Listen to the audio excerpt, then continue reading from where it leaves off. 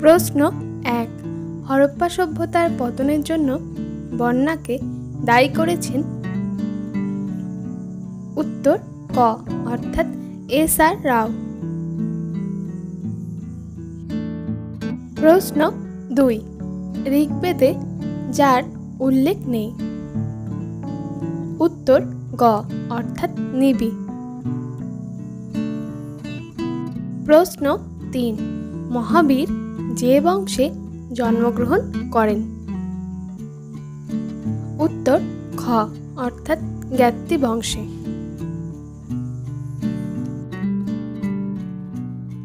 প্রশ্ন ৪।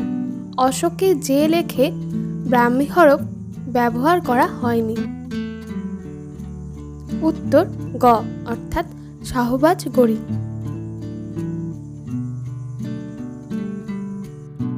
প্রশ্ন ৫।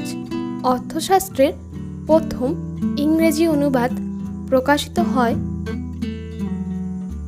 উত্তর গ অর্থাৎ ১৯১৫ খ্রিস্টাব্দে।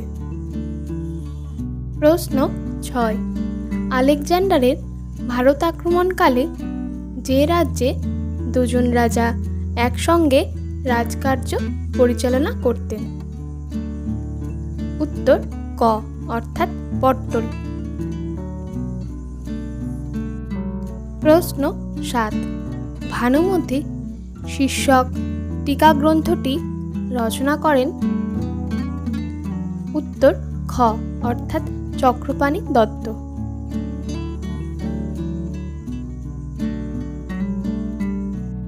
প্রশ্ন ৮। যিনি রানক অভিধায় ভূষিত হন? উত্তর ক অর্থাৎ শূলপাণি।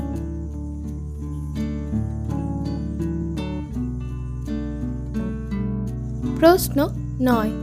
নিচের যে গ্রন্থটি হর্ষবর্ধন রচনা করেননি? উত্তর ঘ অর্থাৎ কাদম্বরী।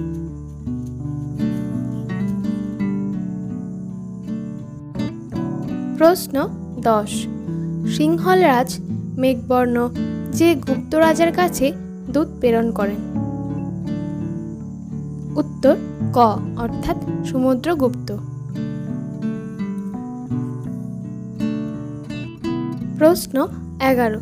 ফেরিস্তা যার সম্পর্কে বলেন তার মৃত্যুর পরও ৩ দিন উচ্চ নীচ ধনী দরিদ্র পৌরহিত্য সবাই তার জন্য শোক পালন করেছিলেন? উত্তর ক অর্থাৎ খিজির খা। প্রশ্ন ১২। ১২৩৬ থেকে ১২৯৬ খ্রিস্টাব্দ পর্যন্ত দিল্লিতে যতজন সুলতান রাজত্ব করেন?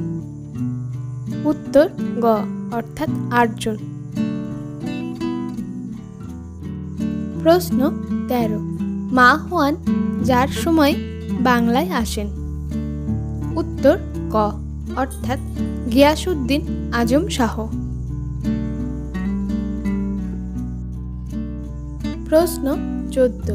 নিচের যে পর্যটক ১৫১৬ খ্রিস্টাব্দে বিজয়নগর রাজ্যে আসেন? উত্তর ঘ অর্থাৎ এডওয়ার্ডো বারবোসা। প্রশ্ন ১৫। বারিফ ছিল? উত্তর গ অর্থাৎ মিহি সুতোর বস্ত্র।